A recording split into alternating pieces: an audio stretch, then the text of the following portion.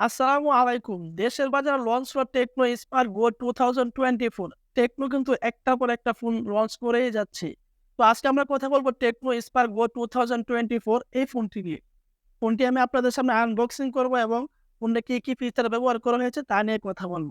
এবং এটা বলব ফোনের ভালো দিকগুলা এবং মন্দ দিকগুলা এবং ফোনটি কাদের জন্য কেনা ঠিক হবে এবং কাদের জন্য ঠিক হবে না। তো বন্ধুরা এই হলো আমাদের কাঙ্ক্ষিত সে মোবাইল। তো চলুন আমরা আনবক্সিং শুরু করি। দেখি ভিতরে কি আছে। তো আপনারা দেখতেই পাচ্ছেন আমি শপে গিয়ে তারপর কিন্তু মোবাইলটা আনবক্সিং করতেছি। তো আপনারা যদি আমার পাশে থাকেন চ্যানেলটা সাবস্ক্রাইব করে লাইক কমেন্ট করেন তাহলে অবশ্যই ফোন কোম্পানিগুলা আমার বাসায় এসে মোবাইল দিয়ে যাবে রিভিউ করার জন্য। তো এখানে আমি আপনাদেরকে আরেকটি কথা বলে নেই। তো আমার ভিডিও যারা দেখেন তার মধ্যে থেকে ৯৮% মানুষই কিন্তু আমার চ্যানেলটা সাবস্ক্রাইব করেন নাই। তো আপনাদের ছোট ভাই মনে করে আমার চ্যানেলটা একটু সাবস্ক্রাইব করে দিয়েন। তো প্রথমে পেয়ে গেলাম আমাদের মোবাইল, তারপরে পেয়ে গেলাম 1 ইয়ারের ওয়ারেন্টি কার্ড, তারপরে পেয়ে গেলাম একটা সিলিকন কেজ, সাথে পেয়ে গেলাম টাইপ সি কেবল এবং 10 ওয়াটের চার্জার। তো একটা ফোনে যা থাকা লাগে টেকনো কিন্তু সবকিছু দিয়েছে, কোনো কমতি রাখেনি। তো আপনারা দেখতেই পাচ্ছেন মোবাইলের লুকটা কিন্তু অসাধারণ লাগতেছে আমার কাছে। তো একটু লাইট পড়লে কিন্তু এক সময় এক কালার হচ্ছে। শুরুতে যদি আমরা মোবাইলের দাম নিয়ে কথা বলি তাহলে আপনি 10,690 টাকায় এই মোবাইলটি পেয়ে যাবেন। আর র্যাম আর রোম নিয়ে যদি কথা বলি তাহলে 4 জিবি র্যাম এবং 64 জিবি রোমে আপনি পেয়ে যাবেন। মোবাইলটিতে ব্যাক ক্যামেরা হিসেবে আপনি পেয়ে যাবেন 13 মেগাপিক্সেলের ক্যামেরা এবং সাথে পেয়ে যাবেন এআই সেন্সর, এবং ফ্রন্ট ক্যামেরা হিসেবে আপনি পেয়ে যাবেন 8 মেগাপিক্সেলের ক্যামেরা, এবং এই দুটো ক্যামেরা দিয়ে কিন্তু আপনি 100 টিপি রেজলিউশনে ভিডিও রেকর্ড করতে পারবেন। ফোনটির ডিসপ্লে হিসেবে আপনি পেয়ে যাবেন 6.6 ইঞ্চি আইপিএস এলসিডি প্যানেলের ডিসপ্লে এবং সাথে পেয়ে যাবেন 19 হার্জ রিফ্রেশ রেট।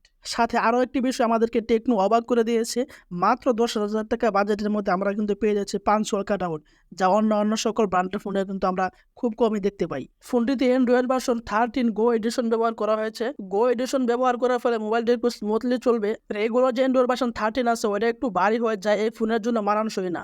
ফোনটিতে প্রসেসর হিসেবে আপনি পেয়ে যাবেন ইউনিসোস T606 এর ওয়াক্টাগোর প্রসেসর, যা মোটামুটি লেভেলের একটি প্রসেসর, তেমন ভালো মানের কোনো প্রসেসর না, তবে বাজেট অনুযায়ী প্রসেসর ঠিক আছে। ফোনটির ব্যাটারি হিসেবে আপনি পেয়ে যাবেন 5000 mAh এর বিগ ব্যাটারি এবং চার্জার হিসেবে পেয়ে যাবেন 10 ওয়াটের চার্জার, যা 2024 সালে এসেও 10 ওয়াটের চার্জার কিন্তু যায় না। যদি 18 ওয়াটের চার্জার হতো তাহলে কিন্তু খুবই ভালো হতো।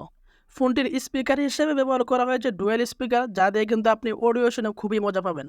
ফোনটির বাম পাশ দিয়ে ব্যবহার করা হয়েছে সিম সল্ট এবং মেমোরি সল্ট, যা দিয়ে আপনি দুইটি সিম ব্যবহার করতে পারবেন এবং 1 টেরাবাইট পর্যন্ত একটি এক্সটার্নাল মেমোরি ব্যবহার করতে পারবেন। ফোনটির ডান পাশ দিয়ে আপনি পেয়ে যাবেন ভলিউম আপ বাটন এবং ডাউন বাটন এবং পাওয়ার বাটন, এবং পাওয়ার বাটনে কিন্তু ব্যবহার করা হয়েছে সাইড ফিঙ্গারপ্রিন্ট।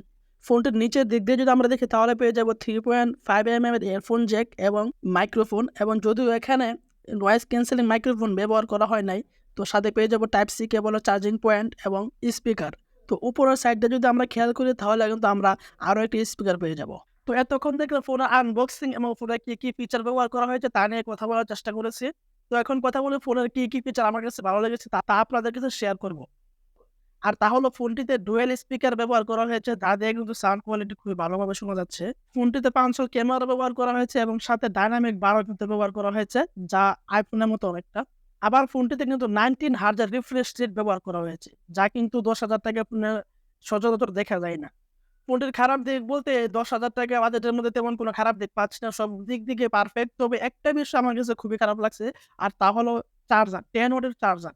তো 10 ওয়াটের চার্জারটা না দিলেও কিন্তু টেকনো পারতো, যদি 18 ওয়াট দিত তাহলে কিন্তু খুবই ভালো হতো। তো 10 ওয়াটের চার্জার দিয়ে যদি চার্জ করতে চান তাহলে কিন্তু আপনার 2 থেকে আড়াই ঘন্টা সময় লেগে যাবে।